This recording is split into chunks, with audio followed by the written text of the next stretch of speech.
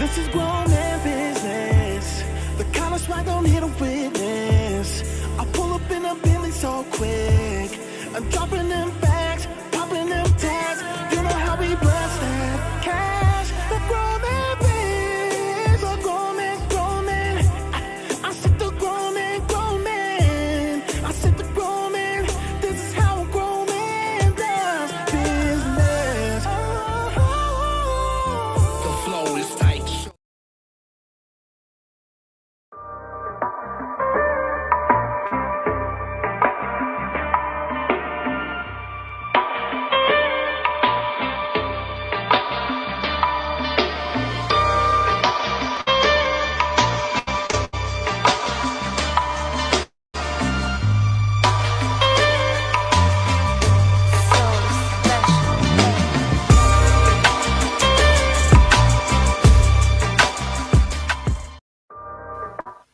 All right. Hey, thank y'all for tuning in to the Mail Review. Your boy Mark L in the building here on the flagship show of YaleRadiocast.com. My man Dallin Yale in the building, working the boards. Yes. Allow me to make my statement. He normally doesn't make statements just like this. I didn't mean to cut you off, Mark L. You good. For those who've been with us, they know this is a rerun or a refresh. Look here. Look. Dear Upper Room. Stop it. Kiss my entire ass, please. The crack, The dark part. The dark part. The dark part. The dark part. The darkest part. No. Because I've been cool. Look here, Upper Room. I've been kind of like fucking with y'all a little bit. I ain't bothered y'all. I ain't said nothing about the stupid shit I see y'all doing. Man, I've been letting y'all upper rooming, and I've been chilling back watching it because I ain't been mad at you for upper rooming. I've been mad at the people to allow y'all upper rooming to happen. I done let y'all do y'all thing. Leave me alone. Leave my little gang alone. We can't say gang now because young thug in jail. Leave my colleagues and associates. know. Leave my colleagues and associates to be. Yeah, okay, that works. Yes. See, Mark, I'm here. You can shine it up.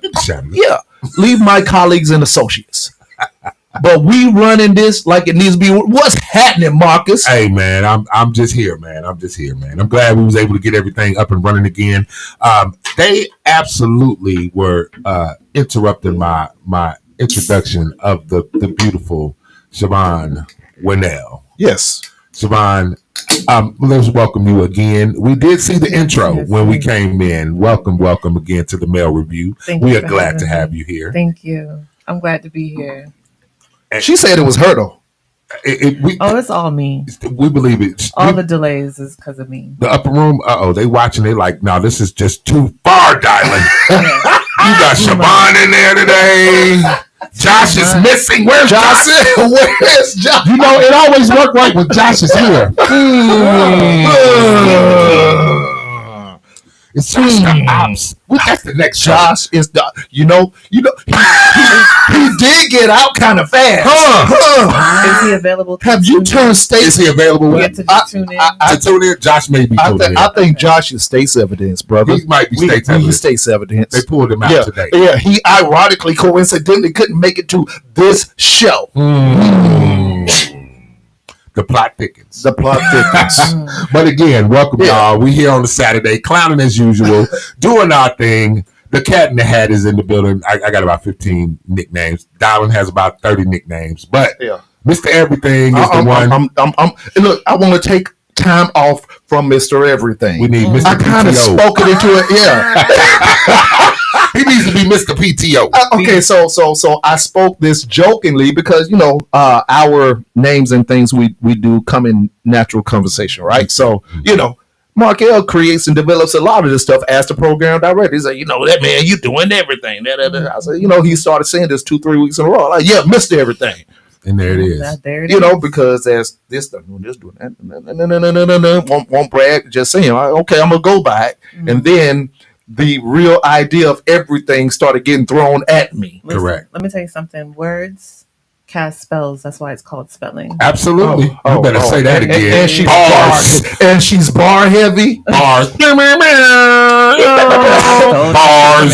She's right. She's absolutely correct. So Miss Shibbon, please introduce yourself to the audience, and who are you, and just let everybody know about your greatness on this Mother's Day weekend, and shout out to the mothers as well out there. We love y'all.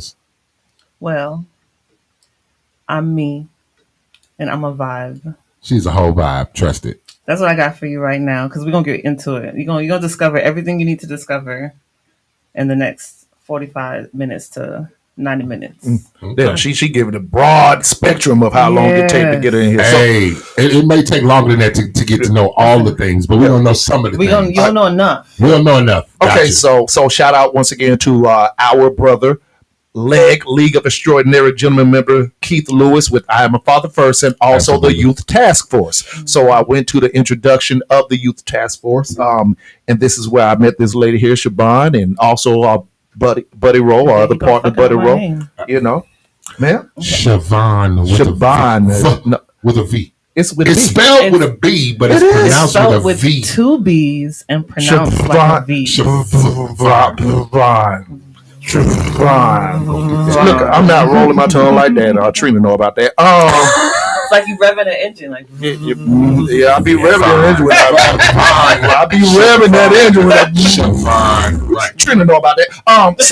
But nonetheless, met her, and we got to talking. Great networking event, opportunity to do what we're doing as community activists and people of the community at this time. And, told her about the podcast of the Mayor Review. She was interested in, just the delivery of it. And she's watched some episodes. And I like what she has going on as well as a person. We like people that are truly doing what they say they're doing. Yes. Not the image of I'm doing or I'm wanting to do. Nothing wrong with wanting to do, because we all want to do more. But sometimes you got to actually take those steps to put that stuff in place. Do it. And I said, you know what? We need to get her in. Absolutely. So, here she is. Thank you for joining us, Absolutely. man. So tell us about your journey to Atlanta, and just a little bit of back history of you. Without going, I wouldn't say don't go too deep, but go ahead. Go ahead. Have I'm famous for saying a lot and saying nothing. Okay. So I moved to Atlanta 2 years ago. I'm running from my past. Okay. We ain't got no bodies, starting a new foundation. I mean, I don't have any bodies on my hands, but not that we know of. I might have some bodies from other parts of my body. Okay, wait a minute. We're not even gonna get into the body count conversation. We're not even gonna do it. Some other bodies, but so I moved here 2 years ago.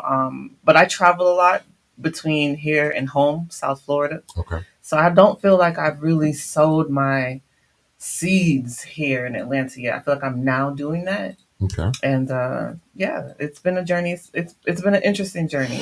Okay. You say you've been here about 2 years, right? Mm-hmm. Okay. So I know I was asking you a little bit, and y'all know, if anybody knows anything about the Mail Review, some of the greatest conversations we have are off camera. So we kind of been chopping it up while we were trying to get the technical difficulties worked out. But I'm going to go ahead and just bring it back around so that, we as the people can kind of understand. In the 2 years since you've been here, I know you said you haven't had a chance to sow your seeds. What is it that you like about Atlanta the most? What makes you believe, hey, I want to stay here in Atlanta? Because I know a lot. Because I'm gonna just give you some background. The Pensacola people. Look, here we go. The Pensacola people. That would be TR, another member of the Mail Review, and Mr. Dylan here. They love Pensacola, but they good with being here. They would prefer to be anywhere but Pensacola. So I'm from Deerfield Beach, Florida. Deerfield Beach, Florida. Gotcha. Florida. Okay. Yeah, Florida in the building, Mark. So watch your mouth. I want to retire to Florida, but your friend down there, the governor. Nobody can talk about the crib but us. See, that's what it is. Yeah, I feel the same way about Chicago. Thank you, Shibbon. That's where I'm from. Yeah. The hat gave it away, bro. That's what it was all day. What I say is, I love it. I love Atlanta. I love the nature here. Okay. Like Florida, is just flat and palm trees for the most part. And beach. Yes. Well, water. That's the one thing I miss the most. Absolutely. But I also love the fact that everywhere I go, I see people that look like me. Excellent. I also love the fact that there's so much opportunity here. Like, and the cost of living makes a lot more sense in South Florida. Although it is getting a little high here too. It's a little problem over here. Because y'all supposed to be a little bit, a lot more cheaper. It used to be. Now y'all just a little bit more cheaper.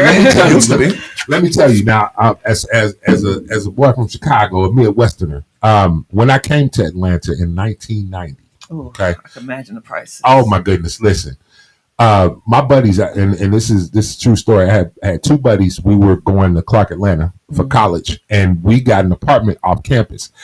And literally, that apartment was $525 for a 3-bedroom. So we had to cover the apartment and then the utilities. But we just had to split $525 between the three of us. Wow. Man, I would kill right now to find an apartment for $650. Not gonna happen, sir. Not gonna happen. And if you do find that apartment, 9 times out of 10, it's probably got 2 out of the 4 walls. Oh, yeah. It's all the way right now. And don't rent and no door. And neither one of those walls have a door. I noticed here in Atlanta, they will still rent that to you too. They will absolutely do it if you want it bad enough. Yeah. You just get you a shelter, right, and stay over here in the corner and put over the sofa, and this will work for you. This will work. So yeah, let you get it. So, but you are absolutely correct. That you would think the cost of living would definitely, it makes better sense now maybe than Florida does. Yes. It is going up though. It Unfortunately, is. With the way the economy's going. And I know Josh and I have been kind of teasing about this whole thing of what they're doing with the money the past 2 weeks, talking about Fed now and people suddenly dying. The murder of the Creator Cash App, all that stuff. Yep. Mm-hmm. So definitely. Okay. So you do, but for the most part, overall, you do like it. Yeah. I mean, even in that, like my car went down a year ago. Okay, right. Gotcha. I'm new to Atlanta. It's just me and my teenage son. Okay. I don't really have any like close family or friends here. Okay. And my car has been down since April. Okay. And I've been able to maintain till today. Right. So that's a testament to the economy here in Atlanta. Okay. And also the dating pool. Okay, gotcha. What's I mean, not that people here don't know, but I love the dating pool conversation. So I love the dating pool sometimes conversation. it got something floating in it. Sometimes, sometimes. So what's the dating pool problems to you? Say that again. What's the dating pool problems to you?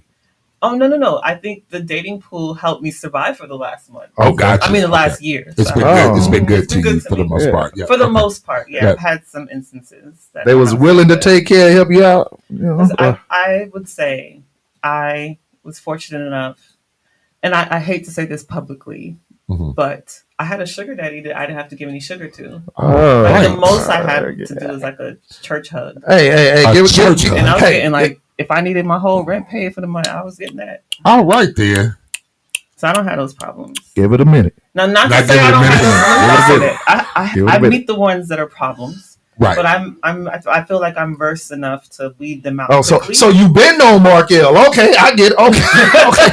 So you've been on Markel. Y'all didn't have to lie. I'm not. I might be a truvia daddy, but I ain't a sugar daddy. It's fake sugar. It's fake sugar. You're a Splendor daddy. I'm not even Splendor daddy. Actually, what's the generic Splendor? Because they got one of those. I might be half up after that. Splendor baby. Calling niggas Splendor daddy. Splendor daddy. I was definitely a Splendor baby. Right on. No, because in my view, the market is what you make it. Oh, listen. Said the newly married man. I mean, what I'm saying is, even newly. Well, it's been a year, but I've been here since 2001. Thanks. I ain't had no problems. Was Freaknik still happening? But it was on the downslide back then. At that point, it was going. It was dead by then. It wasn't the same. It wasn't the same. That's why I going to play. It was dead by then. Markel still high school 2000. Okay. And we still heard about. Y'all still heard about, but it wasn't as much as what I heard when I was in middle school and high school. I'm sorry. Those people who are listening that will remember will know that the only real Freaknik was 1993. No, I'm kidding. There was several. The ones that don't remember might get their memory jogged with this document. But I'm gonna tell you, and they're talking about the documentary that's coming out. It's gonna be like watching, like when we used to watch the Woodstock tapes. It's like, ooh, the summer '69. It's like, oh man, you don't know nothing about that. That's what Freaknik was for me. Now at this big age, now I'm remember '93, and thankfully they didn't start actually recording it, and that's when they're gonna start in '94. I was a saint by then. Lies. I live on the corner of Old Nat and Flat Shoals, so I've had the opportunity to meet some like real Grady babies. Oh yes, some straight up Grady babies. Yes. And then I've also had the opportunity to meet a lot of people who came here for Freaknik in the '90s and never leave. left. And didn't leave. Never left. I can tell you a story right now. My buddy came down for Freaknik '93, and that fall he transferred to Clark Atlanta. No, I'm talking about they came for Freaknik and never left. And didn't leave town. No, the only reason he left is because he had to finish the semester. He just had to finish the semester. Wow. So yeah, absolutely. So no problem. Yeah. So. Yeah, man. Markel spread this stuff. Anyway, but I see it like this, right? The market is what it is. True. It's on you to make the best out of it. If you know that the market is flooded with very low level fruit, you got to understand. Well, that's what you got. That's what you got. You have a woman on the pod today. So on which side are we talking about? I'm talking about on both sides. Oh, okay. I'm talking about on both sides. Yeah. See, the thing, discrimination. This is the thing about men. We know something's good or bad. It is what it is. You know what I'm saying? I think the problem is now we on the male review. Every woman think that they're a good catch. That's the problem. Everyone, I have yet to say. I mean, some of these dudes ain't shit either. Trust. I don't cape for men like people think I do. I am a male activist of male rights, but at the end of the day, no. Some men, a lot of men, a good percentage of men ain't shit either. 95%. Okay, cool. But men pretty much know where they're at with it. That's why they say, "I ain't ready yet." I don't have that problem. Okay, I have the men who know they're not ready, and they be like, "I'm ready for you." And they be lying. They be like, "Hey, boo." They be like, "I'm ready for you." You ever heard the phrase "eyes bigger than your stomach"? And that's kind of where you're going with. Yeah, eyes is bigger. And I be like, "Baby, come on now. You know you can't handle all this." They be like, "Yes, I can." It depends on what you talking about. It depends on what you talking about. Handle it. Yeah. It's big. What you mean? What you mean? But for the most part, we ain't gonna let something that we think is something we want go. But we're talking about what we have. We're work with me, be patient, whatever it may be. I have yet to hear a woman say, "Oh, I ain't shit yet. I ain't ready yet." I was that woman in my 30s. Okay. I literally was dating, and I told men I'm not dating with intention because I live at home with my mom, and I don't really have what I would like to bring to the table available right now. So we can have some fun long term. I've never heard of Thank you. That's what I'm saying. And once I get to a place where I feel whole within myself, if you're still around, we can start building from there something more serious. That's how I spent my 30s. Let me ask you this then. What's the percentage of women that you think actually do that what you just said you did? No.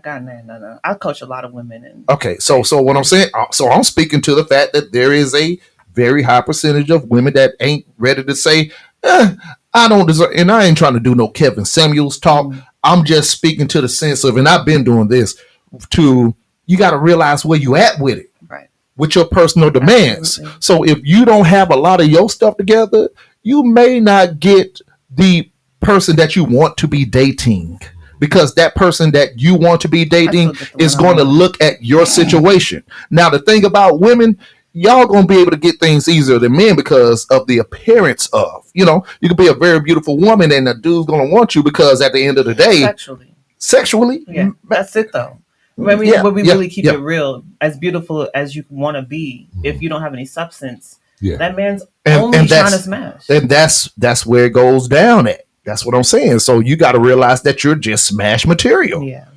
Well, that's how I was moving in my 30s. I was like, I'm just smash material. You admit, but then guys kept me around. They would like, I literally met a guy. I was like celibate for 2 years. Okay. From like 31 to 33, celibate. Okay.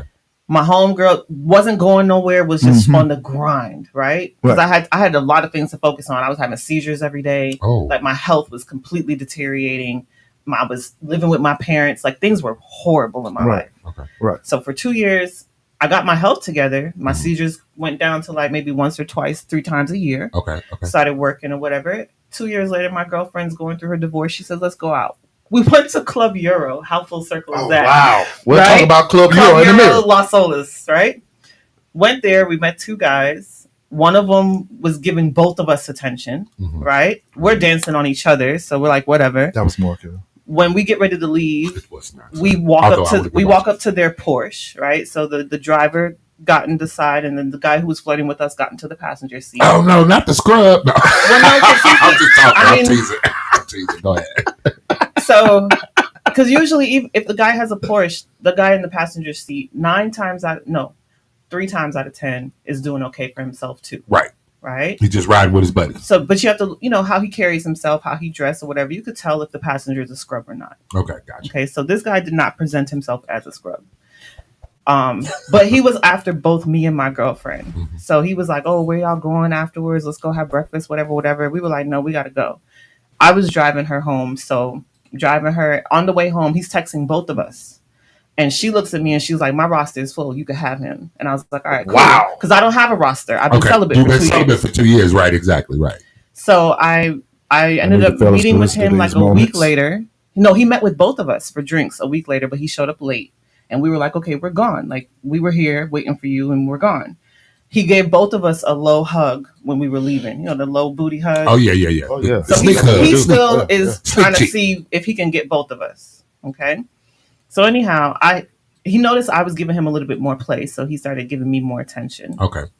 From there, we started getting together, hooking up, because I let him know up front, hey, like, this is what I'm going through right now. I'm not in a place to like take anyone seriously unless that man is willing to be my Boaz. Gotcha. If he's not willing to do that, then I don't have nothing for you. Okay. And so that turned into a 2.5 year thing. And for those 2.5 years, I never brought up the conversation of what is this? Where are we going? What's none of that? Because at the end of the day, I know where I'm at in my life. Right. That man is still there today. I'm talking about I done cut him off and blocked him for years. And he still messaged me every single week.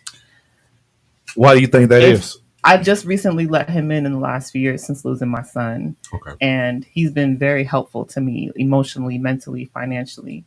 But I wouldn't take him seriously because you literally spent 2.5 years with me and you didn't lead me anywhere.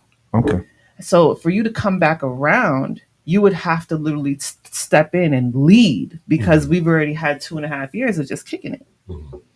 And I tried to explain that to him recently, and he's like, well, that's not how I see it. And now I'm realizing he saw that as something real back then. I got you. But because if you just look at what it was in the moment, it was real for what it was in the moment. Right. Okay. Thank you. And I think for the most part, we do a lot of reflecting after the fact. Like, men do. I've said this. I said this quite often. I said this. Who was I talking about? I said this a couple of weeks ago. I said, hey, I had some great women in my life before Trina. I wasn't ready. They were great. I wasn't ready. But I also told them, hey, I ain't ready. Right. Now, if you want to ride this ain't ready train, feel free. Come on aboard. Right. But when the rails derail, you knew it was a shitty train. The job was dangerous when you took it. You knew the job was dangerous when you took it. Now, I think that's where I've tried to be within the past 10, 12 years of my life, saying, I got some shit with me. That's where we kind of like get to your own maturity and growth, because you really truly see, like, if somebody's down for you, they see your struggles and they're able to deal with them. That's the gauge.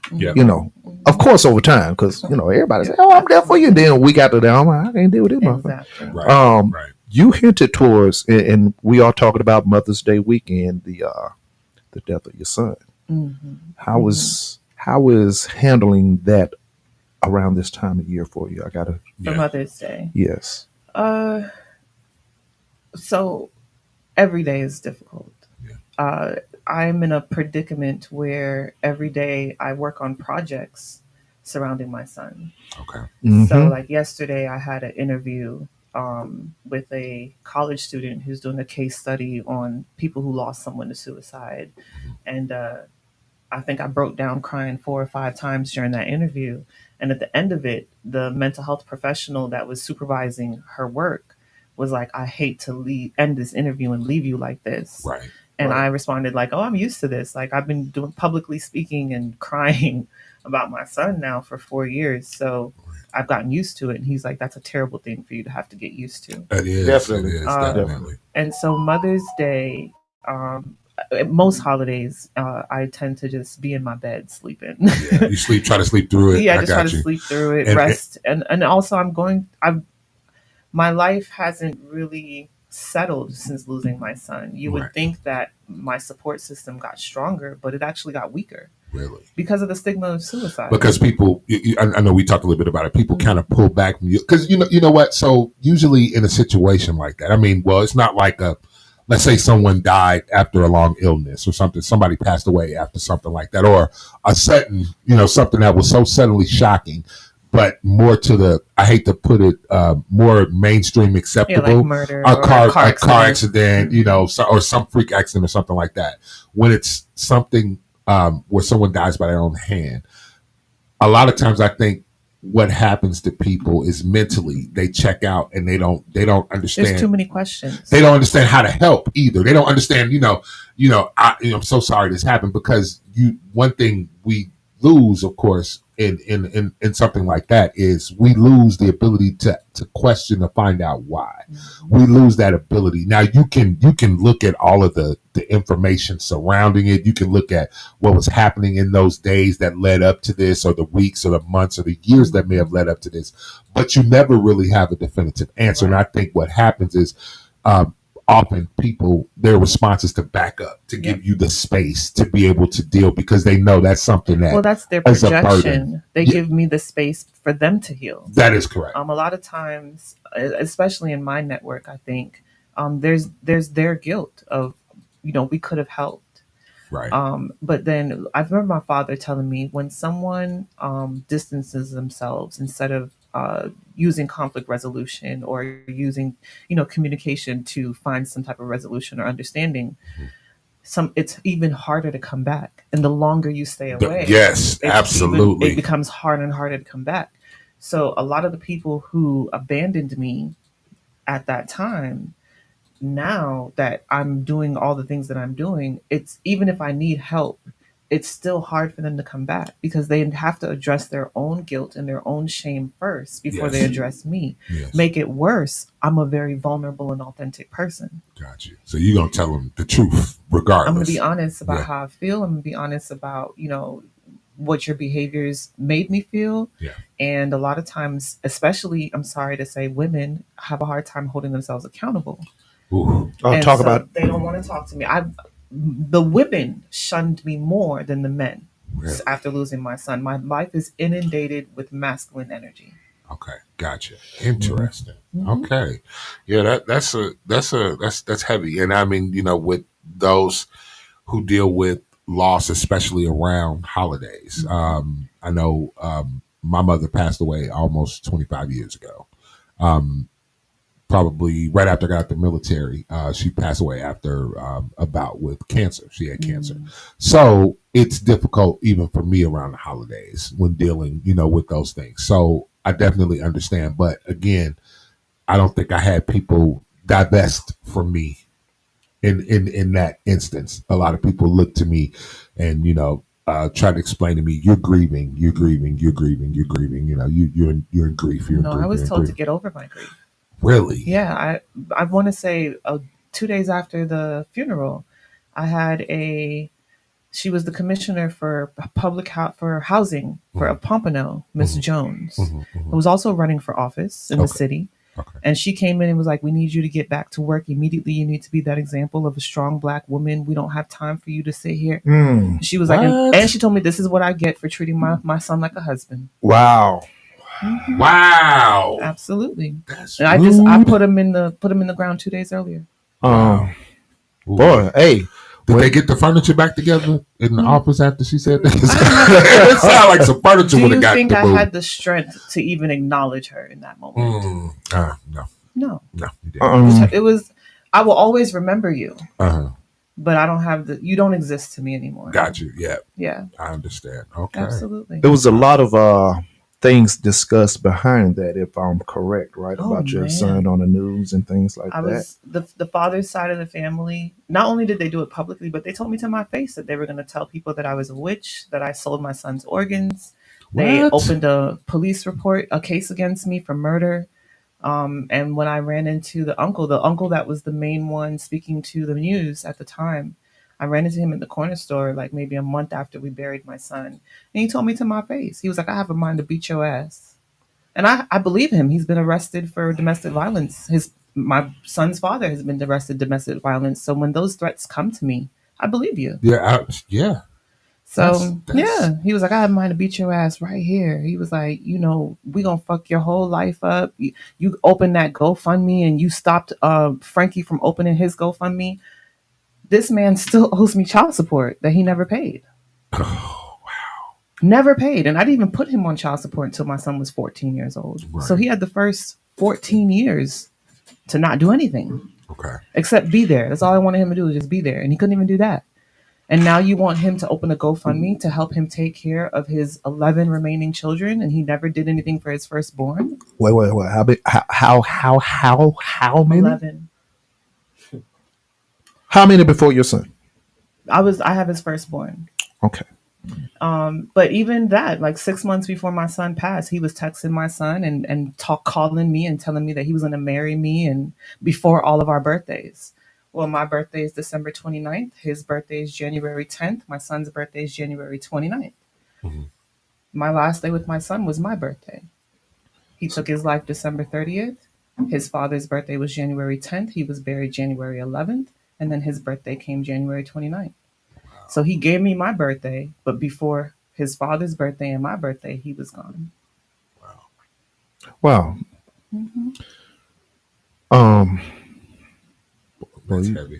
That's heavy. That is super I heavy. mean, because you move like, and I know we have to move on. Mm-hmm.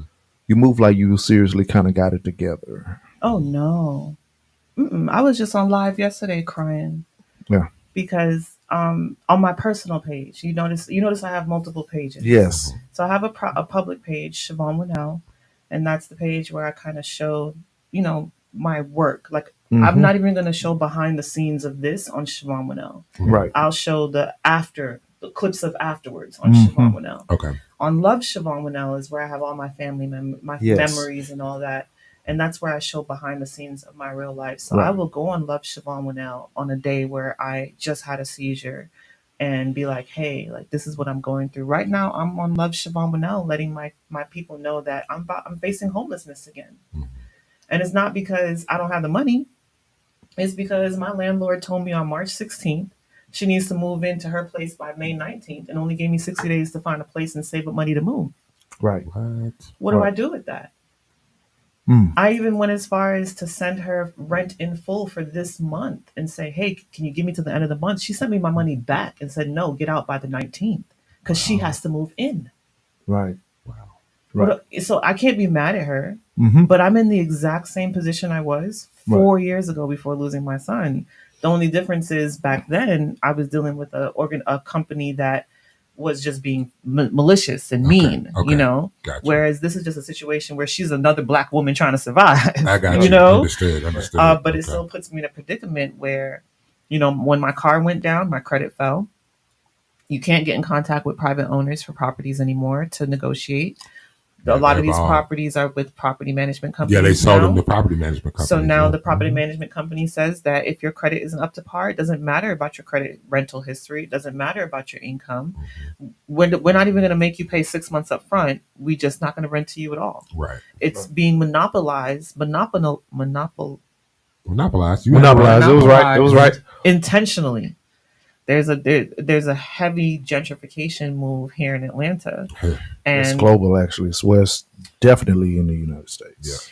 Yeah. And it's imperative to be able to make rentals inaccessible to people of color so that they can transition those properties into Airbnbs. Right. They can transition those properties into investment properties where The people who are owning these properties they don't look like us. Right. They don't even live here. Right. A lot of them don't even live here. You are correct. You see what I'm saying?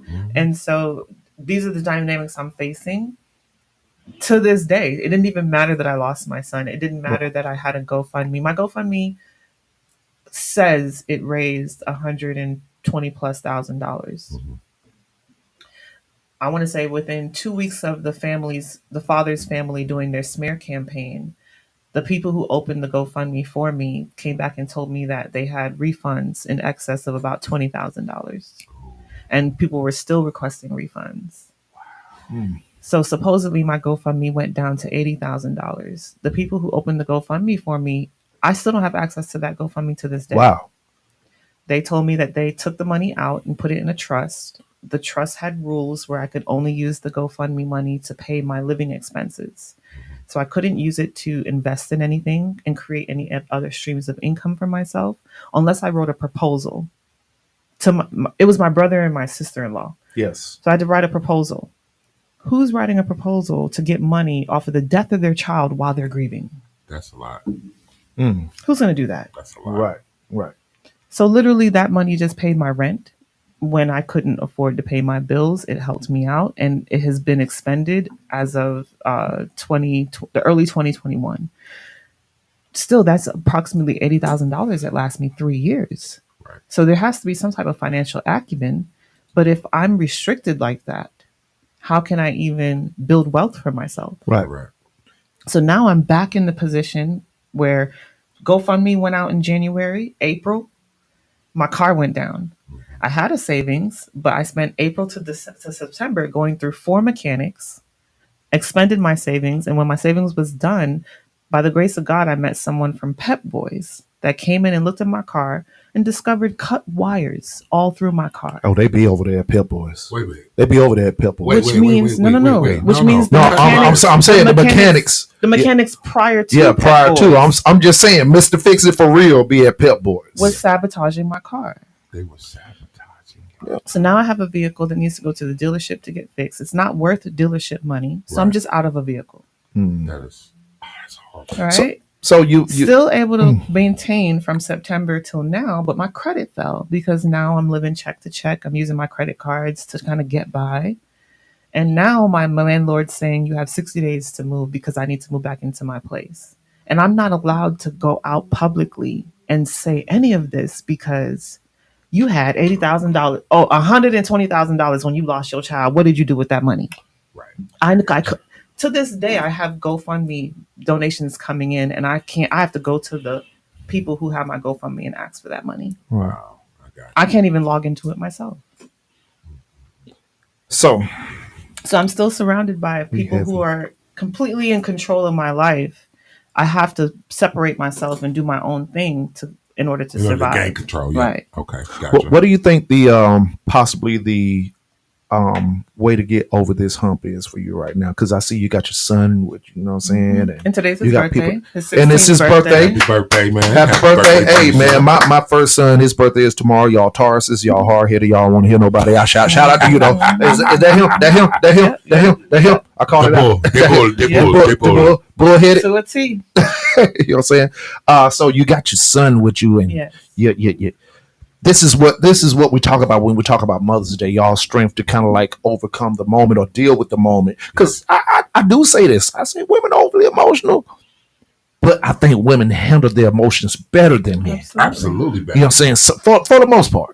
For the most part, we have to grow into understanding who we are before we can control our emotions. Right. But over the duration of time, I think, y'all are able to in the moment because of what's important when it comes to the kids. So I'll tell you this. I find that women, it's not fair. How can I say this? So I tell people this all the time. Women are the emotional masters of the universe, and we throw it away, especially women on the west side of the hemisphere. We throw that control away. And the reason why we're the emotional masters of the universe is because we are allowed to express our emotions at the drop of a dime. And that's what I mean. At any time. And somebody's going to rush in and comfort us and make us feel better and help us solve problems and make it all better for us. Right. And I was trying to circle around to that because y'all have the opportunity to release. Right. Now, the releases be... I'm gonna get to that. Hold on, I'm gonna get to that. Go ahead. Men, on the other hand, do not have the opportunity to express their emotions on the drop of the dime. If they do so, they are ridiculed, they are chastised, and they're told to get it together. Man up. I actually even did that to my son the night before he took his life. I was like, but not in a way that most would think. Yeah. I told him, I was like, this is the time where you need to find strength within self. This is the time for you to meditate. This is the time for you to pray. This is the time for you to trust in God. But it still wasn't what he needed to hear at that time. In that moment, he just needed to express himself. Right. And I had to learn that lesson, that even though I was a little bit more conscious in how I shut him down, I still shut him down. Got you. And didn't allow him to. I got you. Exactly. There's a lot to be said about that. I remember being 21 and feeling like life is so hard, because I'm 21 in the world. And I remember my mother basically telling me, you need to tighten up, be the man that I know you can be. And I didn't have a problem with that at the time, but we hadn't started to come into this understanding that men and emotion and being able to express emotion and being able to just emote without any ridicule, without any chiding, without any of that, to be able to say, I'm a human being and I have feelings and I have emotions and I need to get this out. We're taught to, I think Michael Bazin wrote a book called Men Cry in the Dark. Yeah, we talk a little bit about that. We do talk about that. And I do want to circle around that it is Mental Health Awareness Month. It is. So that's something that we truly have to focus on. I know I got to be careful with that because I'm truly an advocate of the idea of mental health awareness, but I'm more so an advocate of understanding where you are with it because it's such a push narrative. And Markiel knows how I feel about this. Yeah. I don't want to attribute everything to a mental health awareness issue because it becomes culture. Yeah. And it becomes a thing to use to embrace as an excuse or rather than I'm going to address that, but I want to finish my statement with the emotional intelligence. So with men not having the opportunity to exercise their emotions, they don't get the practice. So they don't get a chance to practice that emotional intelligence on a regular basis. Women have that opportunity and we still don't do it. Instead of practicing emotional intelligence, we rant and we rave and we nag and we bitch and we complain. And it ends up working against us instead of working for us. And I'll give you an example because the same thing happened to me before Bryce passed in 2019. I was working for Ted Lucas of Slip and Slide Records and he wasn't giving me my money on time or in full. And I hear it is I need to pay hotel fees. And it's like, if you just give me my money, I can pay my hotel fees and make things happen for myself moving forward. Here it is. I just did a speaking engagement at FSU earlier last month, April 4th. FSU cut the check on the 30th. I had issues with my bank account between the 1st and the 3rd, so I made my manager hold off on my money. But since the 4th, I've had to receive my money in increments over the last week and change. And I don't even know why. Instead of me addressing that right there in the moment, I just made sure I got my money. I was like, let me make sure I get all my money in full. And then once I got my money in full yesterday, I messaged him and I was like, can we schedule a meeting? Because I need to know why it came this way. So we scheduled a meeting for Monday coming. And on Monday coming, I'm going to say to him, hey, is there a way we could, I'm not even going to ask him why. I don't care why. Right. Is there a way that we can get to a place where I can get my money in one lump sum at one time so I can be able to make it work for me in the best way possible? Because if I had gotten that $3,200 check on the 2nd, then I would have been able to pay to move. And I wouldn't be facing homelessness on the 19th. I got you. But instead, I got a small piece. So I had to go ahead and pay rent for this month where I'm at, which dipped into my moving money. I got you. Yes. And as a man, he's not going to have much sympathy for me about that. I'm still on my own because he got his family to take care of. He has his career to worry about. He has his reputation to worry about. We're going to go on the break, but I want to come back from the break and ask you, do you think men truly care about the needs and the well-being of women in today's market? Before it's in there. I wanted to also touch on what you said about the mental health awareness. Yes. And really quick, I think we focus so much on the term mental health. We forget that mental health only became a term because we needed to remove the stigma of mental illness. And now we use the term mental health so much, we don't even recognize mental illness. So there's still a stigma on mental illness. That's what I was saying. It becomes culture, and it becomes a trend. So mental health is trending, and mental illness is still being ignored. All right. So man, bring us to the break. We'll come we're gonna take a quick break. We're going to pay a couple of these bills right quick, but we will be back with the lovely Shibbon. Can I just call you Shibbon? You can call me Shibbon. You can call me Love. That's my nickname. Love. Okay, yeah. We will be back with Shibbon Love. We'll be back, and just stay with us, and we'll see you in a few minutes. We're gonna talk about it. Stay tuned. Hey man, what it do, man? It's Pimp Slim, man. Come rock with your boy on Pimp Talk Podcast, man. Every Monday from 7 to 8. Y'all already know how we rocking, man. We're gonna talk about some things that's been going on in the rap game and in the community, mental health. You know what I'm saying? Just a little different, man. Shout out to Yale ENT and RTV, man. Let's get it. Polo. Pimpin' only lives on. Paper on, loyalty only. Where you gonna keep your money going on? Hey, this is your boy Mark L., one of the members of the League of Extraordinary Gentlemen for the Male Review right here on Yale Radiocast. Ladies, are you looking for something special to do for your man? Something to make him feel special, something to show him that you love and appreciate him? You should send him to For Men's Only, right there located in Sandy Springs. This is a men's only salon where he will be pampered. They have barbering services. They also do manicures and pedicures. Also, you can go and visit their website at www.fmogrooming.com if you want to get a look and see the services that they offer. And give them the hashtag The Leg. They will give you a discount off of your services for that day. So ladies, send him to For Men Only. We look forward to seeing you. And as always, the motto is, get the business.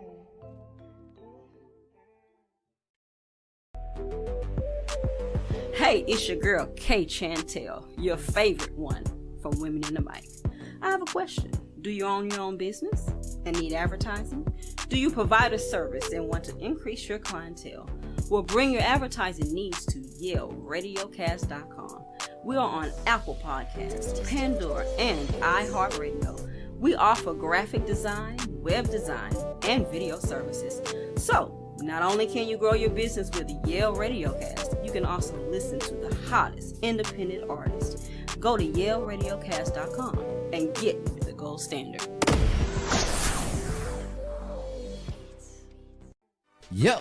Hey, you're here with Lightworker Wayne, and if you need motivation, if you need encouragement, if you need the positivity, I'm that guy. So subscribe to my vibe. You can find me on TikTok, IG, YouTube at Lightworker Wayne. Hey, and also if you dealing with any type of mental health issues, depression, anxiety, anger, and if you need coaching on that, then I'm the light. Send me an email at supererswayy0623@gmail.com. I'm the light to shine you on a road of greatness, for you can succeed and overcome and manage that. So don't be afraid to send me an email and subscribe to my vibe. There you go. That's when you do that. You be like, you know, don't make me go get my split out the car. Whoa. Welcome. We can say motherfucker, but we can't say spliff. We can use the F-bomb, but we can't say spliff. Can I say marijuana? Marijuana's bad. Okay. We'll say cannabis. Marijuana's bad. We'll say cannabis. We'll say cannabis. Speaking of that, medicinal cannabis. Did you see that they opened up?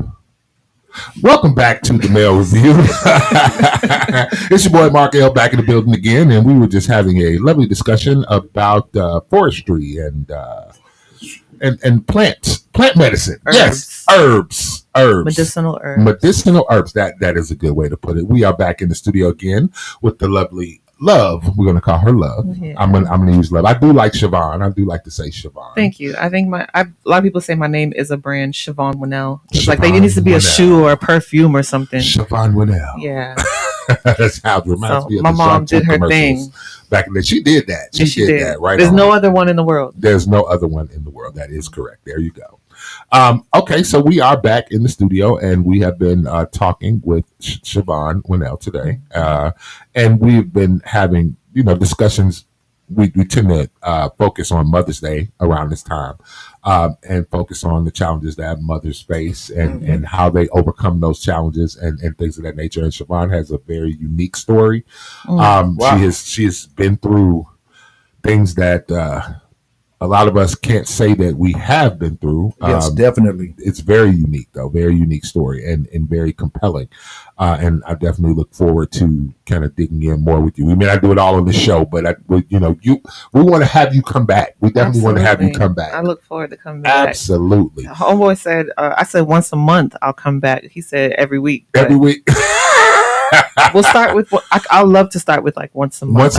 Once a month sounds good. But what'll happen is it'll start to compel you. You'll be like, I need to get up there and say this. No, because I want him to launch my podcast, and then y'all can come on my podcast. Hey, well, we act different on your podcast. That's right. That's right. We gonna be real different on everybody else's podcast. This man has been waiting on the perfect opportunity to launch Markel After Dark. What's not going to happen is you're not going to use this young lady to launch Markel After Dark. Push your I'll push it through my OnlyFans. See, this is no.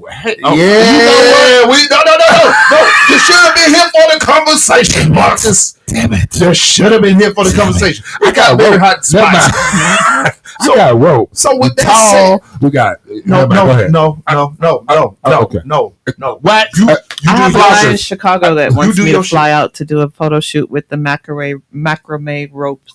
Macrame. So when you tie your body up with the rope and stuff. stuff. Yes, absolutely. Yeah. Understood. So let me ask you this. Like, you know what I'm saying? I meant before we went on break, I was asking you about, do you think men are black men? Because we are, we're black. We are black. Apparently. And it's narrative talk. Do you think black men truly support black women? Because you talk about your OnlyFans. Good thing, because that's a segue into somewhere I want to go. Okay. So you want to go to OnlyFans? Stay off of OnlyFans, sir. Come to my OnlyFans, though. But stay for everybody else. So, because the views of this is what a woman does, this is what a woman that's not so ladylike does. So do you think men are truly supportive of black women and their everything that is, or what a black man and a black woman is or does? Yes. Talk about it. Short answer. Talk about it. Yes. Short answer, yes. Long answer, no. Okay. Oh, wow. Okay. Gotcha. Okay. I need a breakdown of the long and the short. Okay. So short answer, yes. Speaking from my perspective, men that are in my life and that I attract are very supportive of whatever I choose to do in my life. And I'm very appreciative to the men that I have in my life. Okay. Not to say that I don't meet men that are the complete opposite, but they're not in my life. Right. And that's the difference. That's correct. The difference. But I would say for if I have to speak for women on a whole and the climate of the dynamics between black men and black women in particular on a whole, my answer is no. Okay. A black man is not innately wired in today's society to care for black women or to care for any women, really and truly. And I believe a lot of that is for two reasons. One, they lack the care of themselves and the love for themselves. So they can't even. And then two, we have a society of women that are not in a position to lead those men towards healing because they themselves are also damaged and looking for healing for themselves. Right. So it's a circle. One of the things I pointed out, and we've talked about this, because this conversation is something that comes up. And again, as we talk about it on the male review from a male perspective, we're all victims of the same exact patriarchy. Yes. We're all victims of the same exact misogyny. We're all victims of it. And what I mean by that is that we were either born into it and taught this way, or we were victims of it. Right. Okay. I think we're all victims of it. I think we're technically all victims of it. I do think that some of us do take the time to actually stop and break down and think about how we are showing up in the world to each other. I've run into, being that I'm polyamorous, I've had relationships where we are supportive of one another and we see those shortcomings and we talk about these things and we discuss these things. But what often happens is we all get caught and swept up in the generalization. Black men ain't shit. Yeah. Black women ain't shit. Yeah. you ain't shit, your mama ain't shit, your daddy ain't shit. You know, we go through all of these different formats of that at one point, and then you end up with the people that say, well, not all men or not all women, and then those people get lambasted because they're like, no, you don't understand. Just because it's not you doesn't mean it's not everybody. Right. So the thing is, and the thing that is always mind-boggling to me is that we had all these people talk about what the problem is, and nobody's trying to get to the solution of the fucking problem. So how do, in your opinion, let me just ask, in your opinion, how do you think we can move toward a healing space? Is it going to take, do we need to have town hall meetings? Do we need to have a Black Man, Black Woman conference? You know, we did the Million Man March. We did the Million Family March. We did the Million Women March. We've done the marching. We've done the talking. We've done all of that. Do you see in this lifetime us trying to move toward healing, or is this something that's going to be? Absolutely. It's actually happening right now that we're moving towards healing. Okay. There's definitely a big shift happening from doing to knowing. Okay. Right. Okay. So we came from a society of production to we're going into a society of creation. Correct. Okay. And so with that happening, of course, it has to get worse before it gets better. Okay. So we're kind of like in that phase, I believe, right now. But on the flip side of that, how can we implement ways of healing ourselves and each other? Yes, the discussions are great, but a lot of times we are, especially in the Black community, we say, okay, I want to heal my community, but it's $500 to come to this conference. That's not necessarily healing to the community if I have to now sell my vagina to a man in order to get him to pay $500 to send me to a conference to learn the community, to teach me how to value myself. Wow. Yeah. No, that. Yeah. And I got to make sure I got the weave and the nails and the lashes and everything else to compete with the other women that's going to show up for that $500. For that same $500 to heal ourselves. Wow. So now I'm surrounded by a whole bunch of women who have not embraced themselves. Right? I'm also paying these women who have not embraced themselves to teach me how to embrace myself. And they're charging me such an enormous rate that I have to now devalue myself in order to afford to come and learn how to value myself. That's crazy. So I just give away my spiritual gifts. That's why I don't advertise them. Okay. I give them away. Gotcha. If you get to know me, you're going to get counsel for free. Okay. Okay. Let me. But I have other services that you can pay for that you're going to need. Right. I got you. I want to ask something. Muddying the waters real quick. The waters are murky, right? You're having a conversation about valuing yourself, right? This is a perception thing. Most people will deem, but will project it from man to woman views because women are held to a standard of carrying themselves a certain way that you don't necessarily truly value yourself if you're willing to show yourself in a certain light. You speak on your OnlyFans. Let me go ahead. Let's go ahead. Let's go. Can you want to see my outfit check? Yes. Do my outfit check. We love you. You're knocking over the microphone. I'm not gonna pull my shorts out of my Yeah. You just put everything into the camera. Yes. Josh, hey, you out there, Josh? Dropping like I should have been there. Okay. We see it. We love it. When I put on, this is one of my son's favorite outfits. Okay. I put this on. They're like, "Mommy, you're so beautiful." And I come from a world of like creativity, so I've modeled. You know, I modeled up until my son passed in 2019. So I'm 38 years old on the runway with 18, 19, 20-year-olds. Okay, got you. Right. So I have to go in the back and change in front of 18, 19, 20-year-olds. Right. Okay. Now, if I tell you I'm a model and I'm going through that experience, you're automatically going to be like, oh, she's this, she's that. But those 18, 19, 20-year-olds that are in the back with me are like, dang, Miss Shibbon, how you changing? I ain't even see nothing. And they want now to learn from me how to do that, how to be able to change quickly as a model without showing everything to the world. Interesting. Others that are perfectly comfortable showing everything, they show everything. That's their business. Right. But now there's an opportunity for me to coach a young lady who doesn't want to show everything. I just mentioned on this show that I have OnlyFans. Yeah. Right. A few times. Now listen, we got your son in the building. Yes. Who has his head down? Right now. He's like, I ain't here for this. Oh, okay. I ain't here for this. I want get the microphone. Get it. Get it? Yeah. Introduce yourself. My name is Brisai. Okay, how you doing, young man? Good. Happy birthday once again. Happy birthday. How old are you? I just turned 16 actually. 16. Excellent. This boy, he's a big ass 16 by the way. Yes, sir. Yes, this sir. ain't no little. Yeah, he ain't one of them littles out there. He's a big lil. 6'4", 200, about 40, 230, 240. Right on. Yeah, we might need some security. He is security. What you talking about, guys? He is security.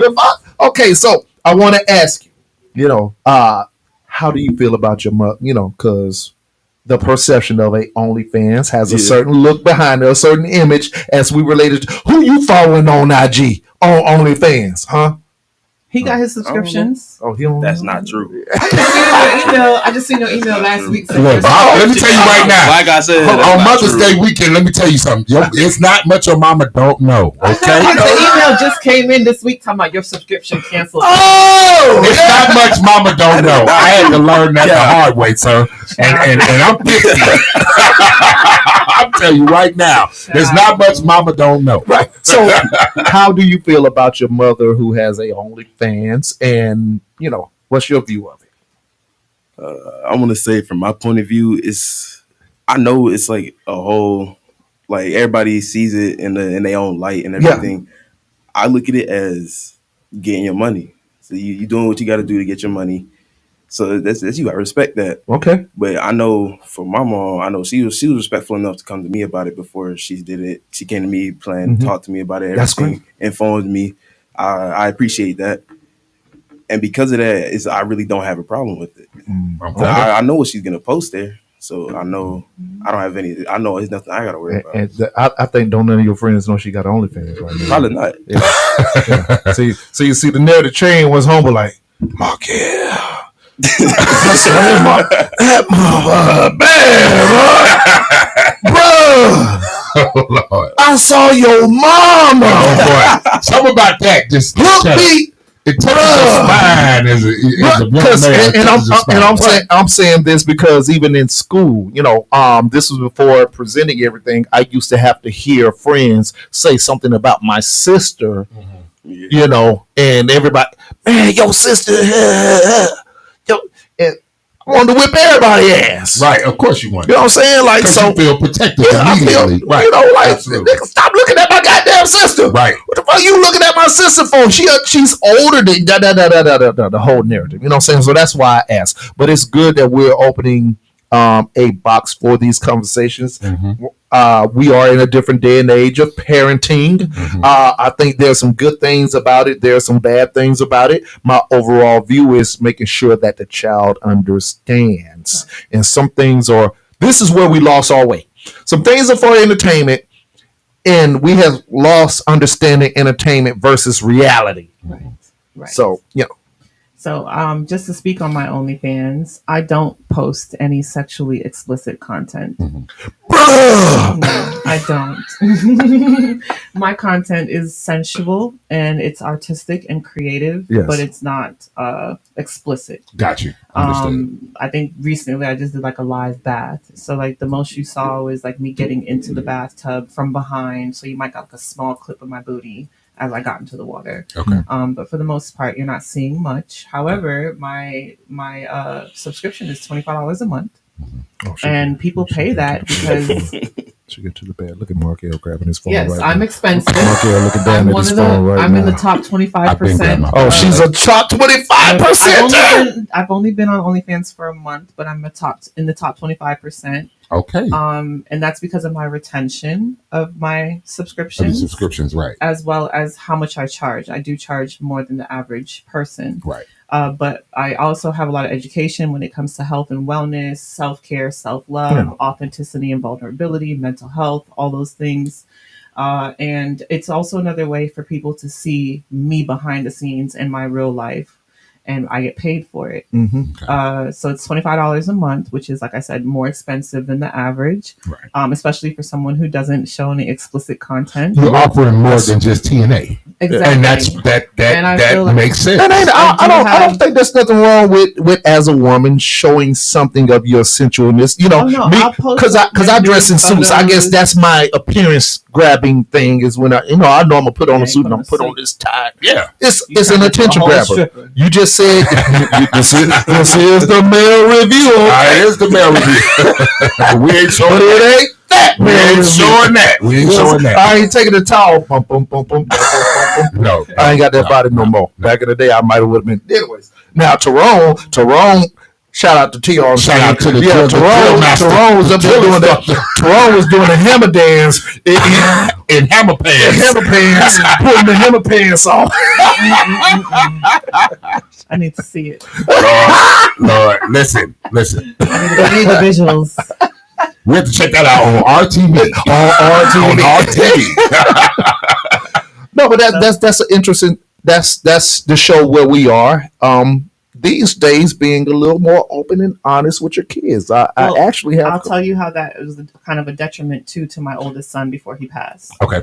But yes, I'm very open with my children, but I also have my own standards. So I know they know up front. My mom's only going to go so far. Okay. And before she takes it any further, she's going to come talk to me. It's going to be a conversation. Even when I told him I wanted to get into becoming a pole dancing instructor. Okay. I was like, how do you feel about that? And he was like, you in a class with a whole bunch of women, what do I care?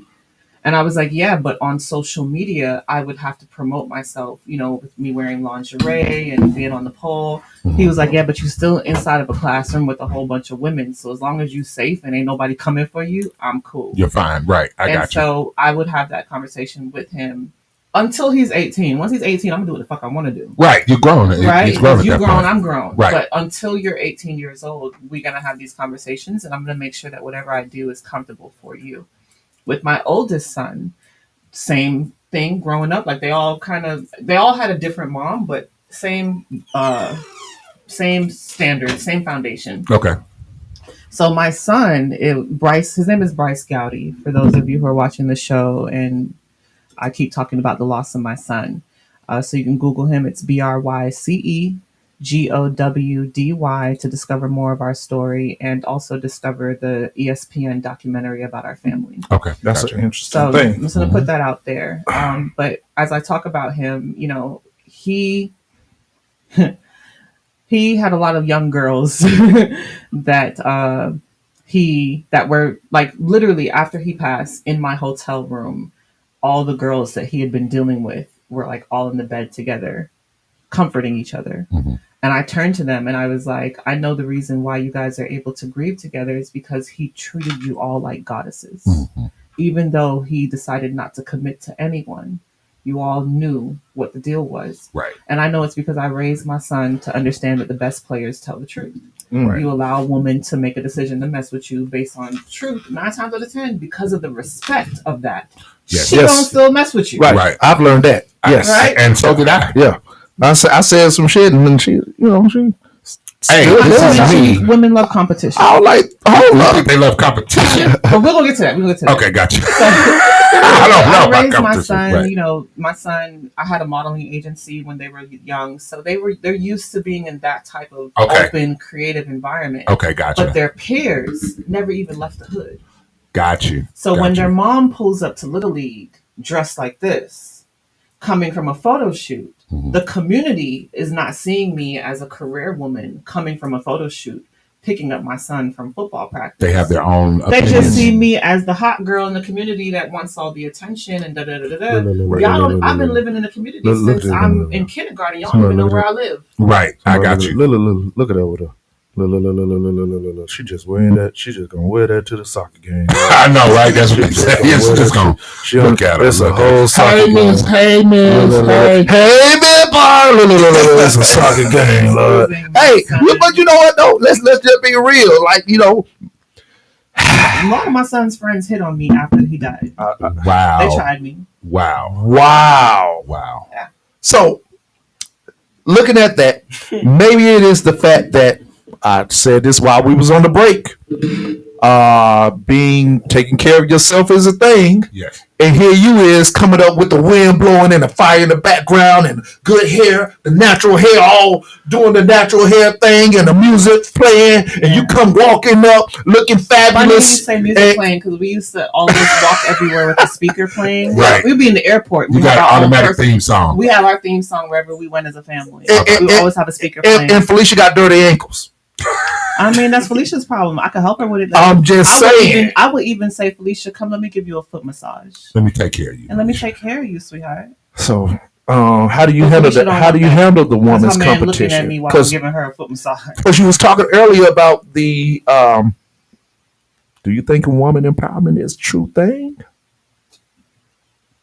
Is it real, or is it just one of those things? Other half of your first question. Okay. So the no to the men not caring about women, I did mention that it's a combination of men not knowing how to love and care for themselves, and then turning to women who are also struggling with the same thing.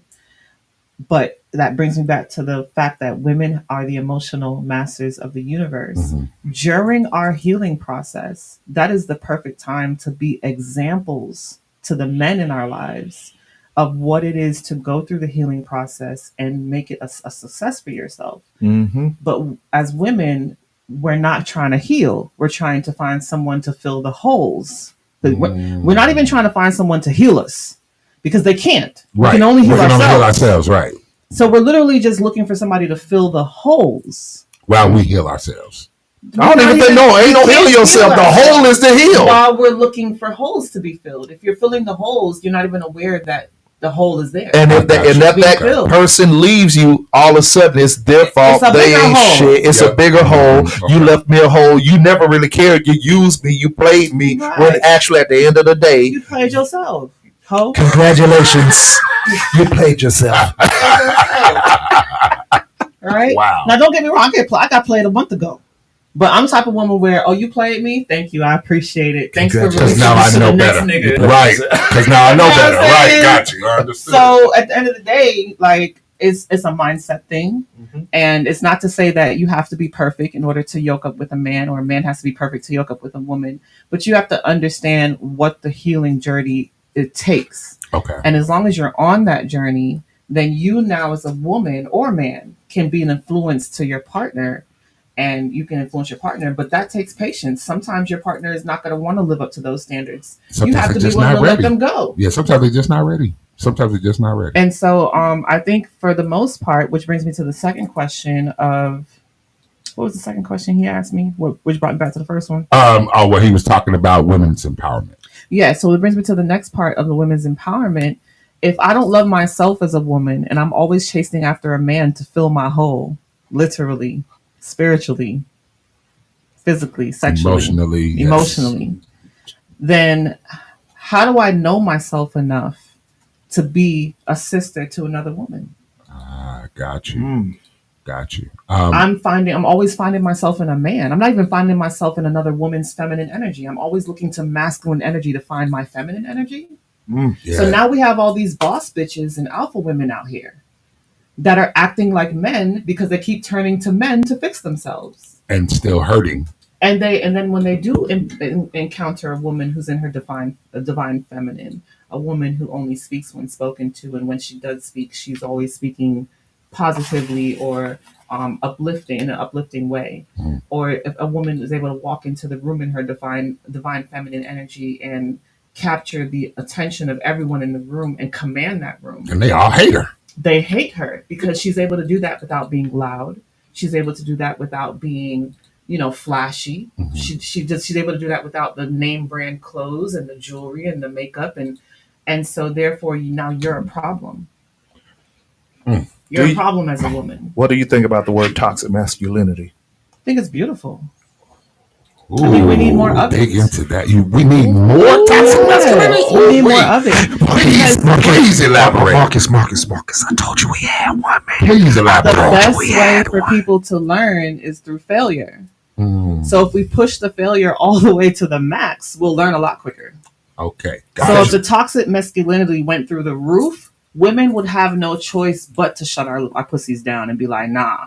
this ain't it. That didn't work. Didn't Nick Cannon do a movie where all the women tried to shut their pussy down? That was Chirac. Yeah, Chirac. Yeah. Talk about a slew of men, and it's getting there. It's already getting there. Mm-hmm. If you have a slew of men who are beating and raping and molesting young girls and objectifying women, and it's the majority, which is already happening. Mm-hmm.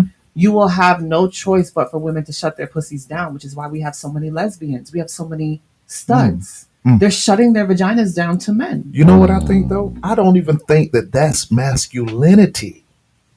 See what I'm saying? Like, what you mean, the toxic masculinity? I don't think there are rapists. If it was masculinity, it wouldn't be toxic. That's my view. My thing about toxicness has nothing to do with masculinity or femininity. They're just toxic people who have messed up mindsets. I don't think it has nothing to do with masculinity. Right. I think that there are people in the world that femininity too. Yeah, there is. Yeah, it's toxic people. Because I think nothing that has to do with masculinity is toxic. Well, so where does the toxicity come from? They ain't shit. No, they ain't shit. What's your thought? It's the imbalance. So the reason why it's toxic masculinity is because it's too masculine. Men are not able to find a balance between their masculine and feminine energy. Okay. So now they're to the extreme. It's too much masculinity, and it's become toxic to that point. So they've lost the empathy, they've lost the compassion, they've lost the nurturing, but they've also lost the hunter, they've also lost the warrior, they've also lost. So that's not masculine. If you don't have it, that's my view. If you don't have it, then it's not masculine. In order to hunt, you have to have compassion for the woman because you need to feed your family. That's what I'm saying. In order to go to war, you have to have the compassion for your children, empathy for your children, because you want to fight for your children to live for another day. Mm-hmm. So you need the feminine principle within you as a man in order to drive the masculine. Mm-hmm. If not, you're going to have a masculine that's completely haywire. Which is a fucked up person. I don't think I didn't do masculine. That's just me. I just hate associating something with something else, as in a fucked up person, a messed up person being toxically masculine. Gotcha. You're just a toxic person. It has nothing. You could be the softest dude in the world. I could be the most pussy guy in the room. I'm not a masculine person. I'm a soft person, but I could be toxic as shit. So do we associate my toxicity with being masculine? Nah, darling just ain't shit. I could be this nigga that it has nothing to do. Darling, not shit. I'm just saying I could be that person. It has nothing to do with me being toxically masculine. I'm just a messed up person. Period. See what I'm saying? Like my lifestyle, my upbringing, my thought pattern is off. Mm-hmm. I could think just because you're this type of person that I don't like you. I'm a messed up person for my way of thinking. It has nothing to do with my masculineness or my lack thereof. It's just we got messed up people in the world. So what do we call somebody who is very non-masculine and he's a messed up person? He's just a messed up person. I just don't like associating masculine and feminine with them being toxic. Right.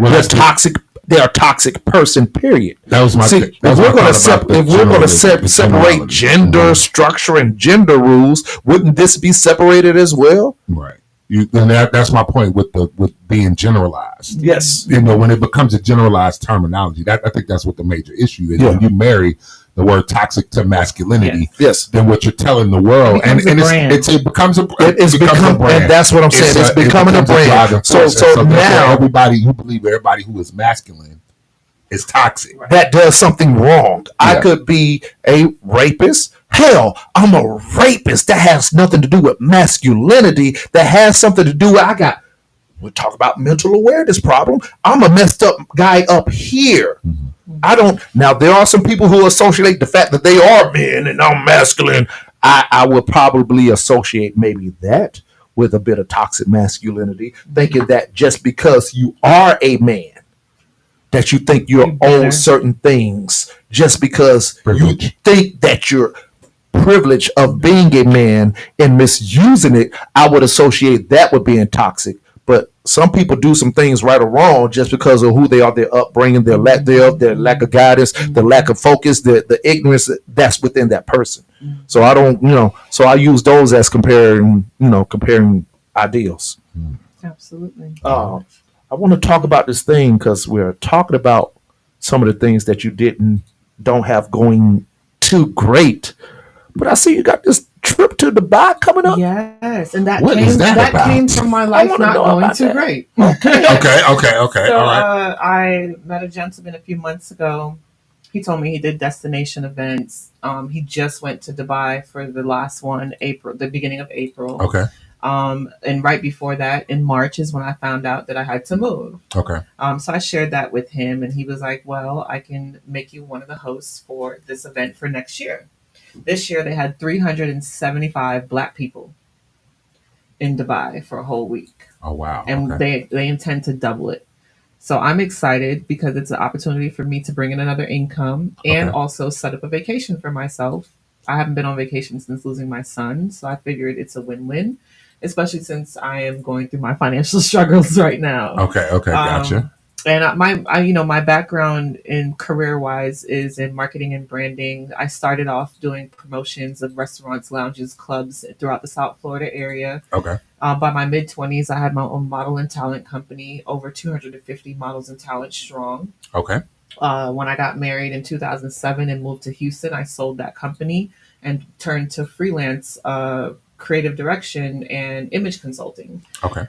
Because going from a modeling agency, that's pretty much the gist of what you do. Right? Gotcha. Yes, pretty much. So I started doing photography, videography, making sure that I also had the ability to provide wardrobe and makeup to my services. Mm-hmm. And then it turned into me providing those services to, hey, can you help me build my brand?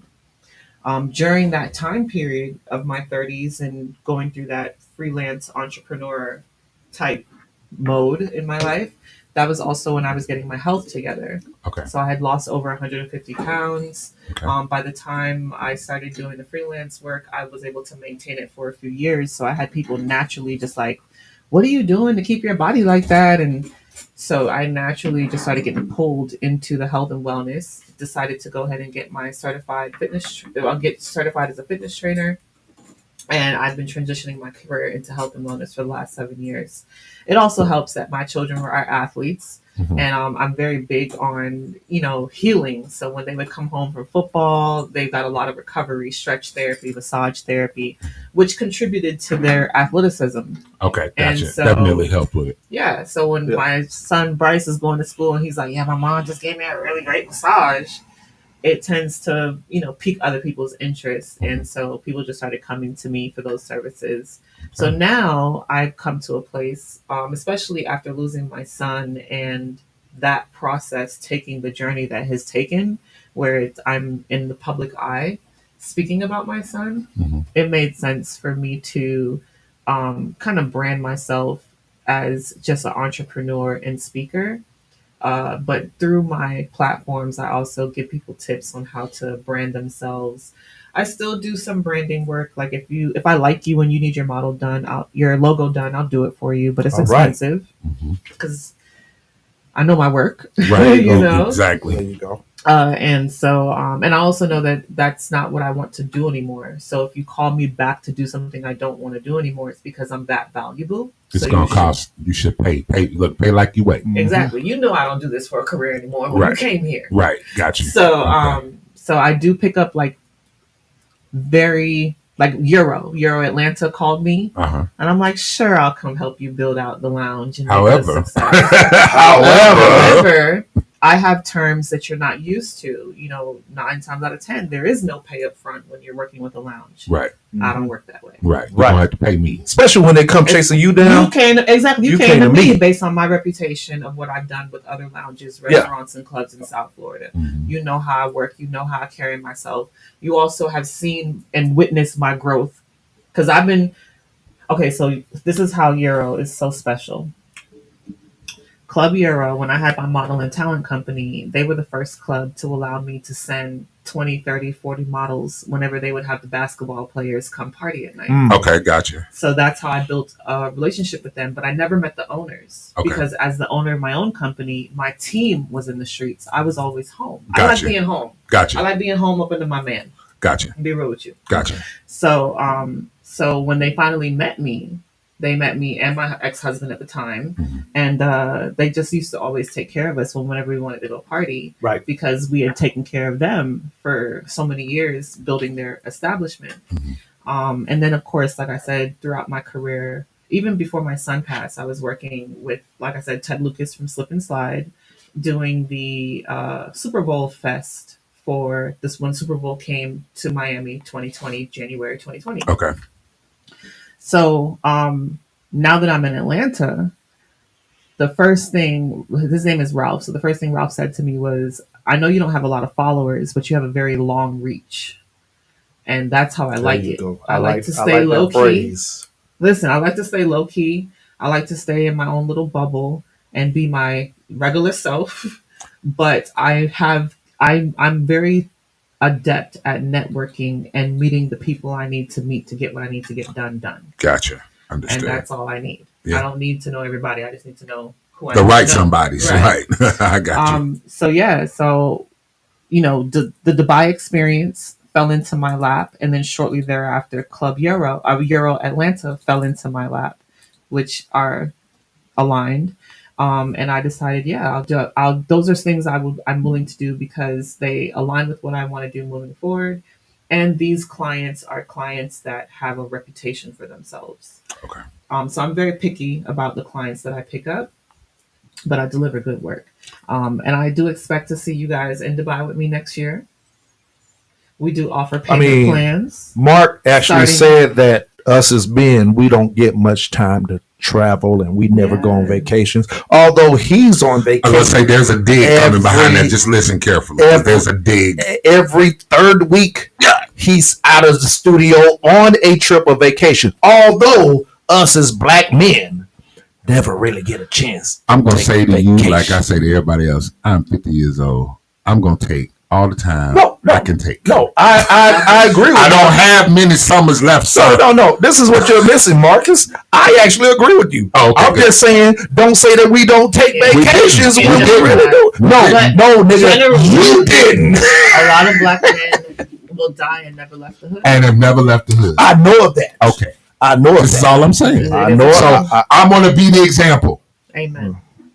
Amen. So be the example. Turned up with me in Dubai. I would love that. April that 18th to the 24th of 2024. You have to go to the link in my bio. Okay. And the Eventbrite has all the information from everything you need to know to travel. All the rates are in there as well. We have rooms that accommodate 1 to 4 people. Okay. And we also offer payment plans starting at $150 a month. That's not bad. No, that's not at all. So let's turn up. In the meantime, while you're waiting for that trip, you can definitely see me at Euro Atlanta.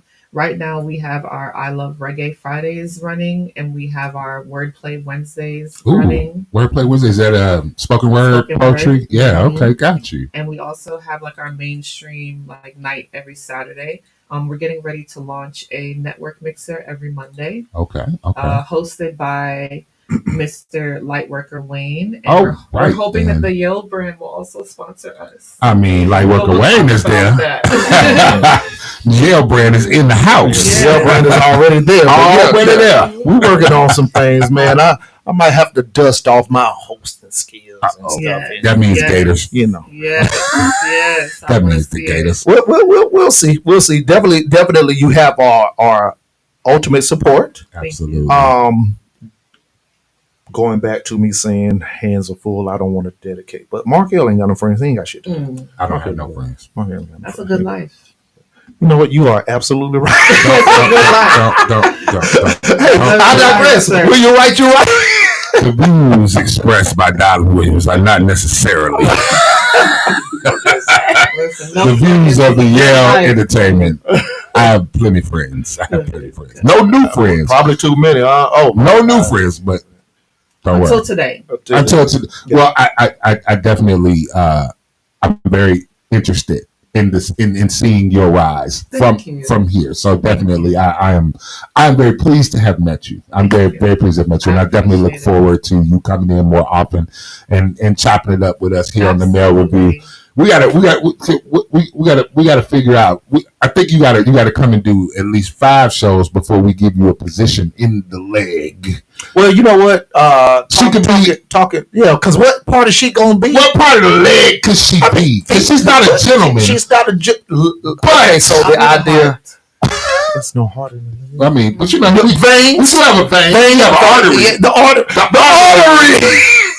I'm the blood flow. She is the blood flow. The blood flow. You know, women bleed blood. That wasn't how I'm supposed to do that. It takes blood flow for a man to rise too. So. It does. It does. I can attest to that. Okay. It does. I have no problem being related to the sexual organ. All right then. Right on. Well, I told you she fit it. Hey, Tyrone was like, okay, because we was talking, you know, because we're really particular about who we bring. I almost ain't our.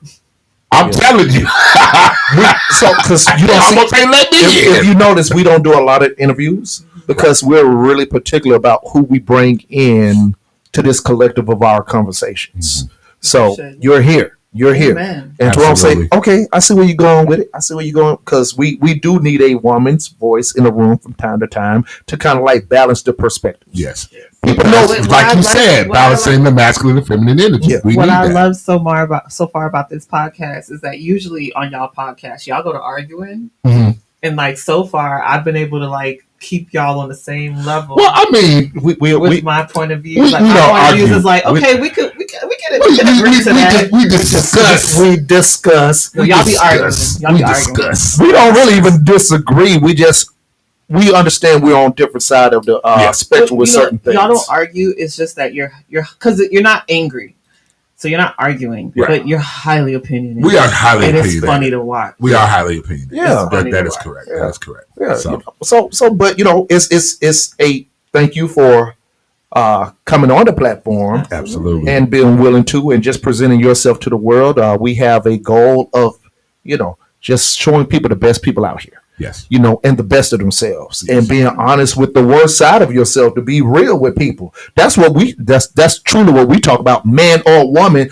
Let everybody know who you really are. Yes. Right. You know, it is ups and downs. It's not a fake facade of I'm this great guy. I do all this community work, and then I say, but there's another side to me. Yeah. You know, you're a great I'm all right.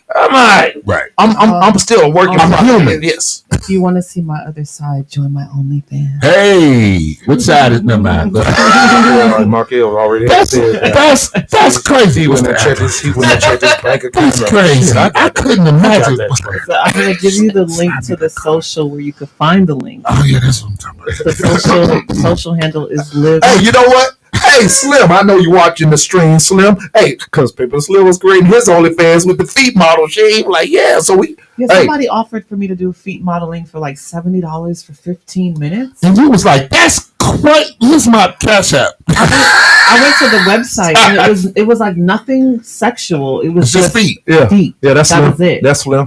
Slim be looking at, hey, Slim don't even look at him in their face. He look at the feet first. How you doing, baby? He don't even talk to the face. He don't talk. Hey, where you go get your toes done? I need my toes done. See, that's what I'm talking about. See, now that's what happens. The people that are into feet and toes will definitely pay for your pedicure. So I need to do a feet thing on my OnlyFans. Then. They'll do that. Yeah, just feet do are it. like big but beautiful. Yeah, I mean, you like 6'8", shit. I mean, you know what I'm saying? How tall are you? I'm 5'11" and a half. Yes, Lord. And I mean, I never used to say the half, but I feel like for the short men, it gets under their skin, and for the tall men, I get that yes, Lord. Yes, no. Let me tell you something. 5'10". I've always, my friends know, and anybody that's listening know, they call me the Amazon hunter. I love me some Amazons. You know. My loves tend to be on the 5'10", 6 feet range. Amazon hunter, trust and believe. Loves anything. I have love for tall women. You know how they say men are intimidated by tall women? Not these Marcus men. loves not this man. This man loves any zon. Stop it. He loves any Zion. I see what he's trying to do. He's jealous. Don't listen. I ain't jealous because I love women. Hey, no. Don't listen. I'm not jealous at all. I love women, period. I've had them tall, I had them short, I had them listen, wide, I had them wider than wide, I had them wider than wider. I'm not exclusively there, but, right on. But no, right on. So, So, all right, thank you, ma'am. Variety. Variety is the variety. Said the polyamorous man in the building. Trust it. Yeah. But anyway, 36 flavors, the 69 flavors for Markel. Tune in to Markel After Dark, which is still waiting to be launched along with my mixtape. Oh, you got a mixtape? I don't. Yeah. His mixtape. It's a running joke. It's a running joke. It's a running joke. It's available at the liquor store. It's available at the liquor store. Produced by Yale. The stores are called something else. Lick Her Store. Her Store. Yeah, that's the store it's gonna be at. It's the name of the album is Three's Company. Or more. Or more. That's right. It's a running joke. We've been running since 2014. Forever. But thank you, ma'am, once again for coming in and joining the League of Extraordinary Gentlemen or woman. Tell everybody where to reach you at. So to catch me publicly, you can find me at Shibbon Winelle. That's SHIB as in boy, B as in boy, ONWINNELLE. Shibbon Winelle. Chevron. No, not Chevron. That's something different. My personal platform is at Love Shibbon Winelle, but you would have to DM me and kind of build a relationship to get access. Right. And then my other side, my alter ego, is at Live the Goddess Life or the Queen Sheba. The Queen Sheba. Right. Okay. And that's where you can find my little OnlyFans. Excellent. So we often converse and try to discuss a resolution to certain issues that's going on because we don't only want to talk about the problems. Issue to my homelessness in a week. Oh, yeah. I already look. I already got my brother man on the other end of the phone saying some things we need to be doing. You know what I'm saying? So TR is working on the other end of the phone. Yeah, we talking. My issue, I'm just letting you know, I have income and I have rental history. My issue is credit. I'm not gonna lie, my credit's right a shot. I mean, being honest. I mean, welcome to Black in America. Welcome to being black in America. We all got some credit issues. And I would like to, like where I'm at right now, y'all, I live on the corner of Old Nat and Flat Shoals. I moved to Atlanta, didn't know where I was going to. Oh, you poor thing. That's where I ended up. Oh, you should have checked in.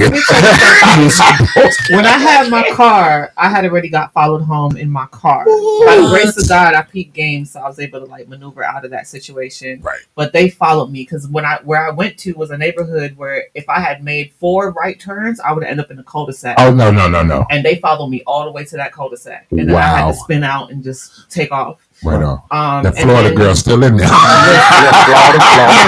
That's right. You better say it. But since I've been without a car, so I live Old Nat Flat Shoals. I'm a fitness trainer, so a lot of my clients are at that LA Fitness right there by that Walmart. Yep. I know what you're talking about. Yep. Mm-hmm. And I stopped going there because walking to and from, I was getting followed home a lot. Wow. I had one gentleman even come out the car and try to usher me and force me into his car a little bit. And I had to get real rowdy with him. Wow. So I would love to be in an area where I don't have to do that. No, I don't. Yeah, I don't have to do that. Good luck with that part. But also I didn't recognize that, I had a gentleman who had been seeing me at the gym for a while. Mm-hmm. And then I was walking home and I seen him, he's walking towards me, and I seen him walking towards me. And then when he came up on me, he was like, I knew that was you. And I was like, what are you talking about? He was like, I could tell by your walk and your hair. I know that's you. And that's something I've heard my whole life. So I had to realize that no matter where I go, I'm going to stand out because I got a mean walk game and my hair is just unique. Y'all saw that intro. Yeah, that walk game is nice. But I would love to be in an area where, and right now I have a 3-bedroom, 2.5 townhouse that I'm paying $1,650 a month for. So I would like to be as comfortable. But if I have to downsize, I will downsize as long as I'm safe. Okay. Mm-hmm. All right. Well, we'll see how we can help. Yeah. No guarantees over here. But we'll definitely, over here. As we hear stuff with so, and while we at it, y'all can help me out. because, I got these same issues. Right. But real talk. Let's no, but we all, would love to be a part of the community. That's what we're talking about as people of the community, and we all need to help and build each other up. We got some other things coming up, but as I was circling around to with everything you're going through, right? And it's Mother's Day weekend, and you have your sons here, and you talked about the tragedies and the things that you deal with. What kind of advice do you got to people who may be in a similar situation, or what advice would you give to someone to prevent them from coming into a similar situation before we get out of it? I don't have any advice to help anyone as far as preventing them from coming into this situation, because life be lifing. Right? And so we're always going to find situations that we don't like. We're always going to encounter situations that are going to trigger us or traumatize us, or implement new traumas in our life. So what I would say for me is breathe. Like literally breathe. And if in that moment that's all you can do, that's perfect. It's beautiful.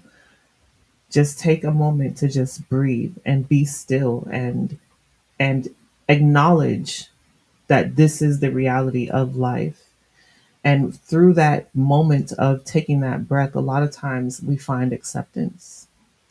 It's really difficult to find acceptance when we don't allow ourselves to slow down, because something is always piling on top of the other, constantly.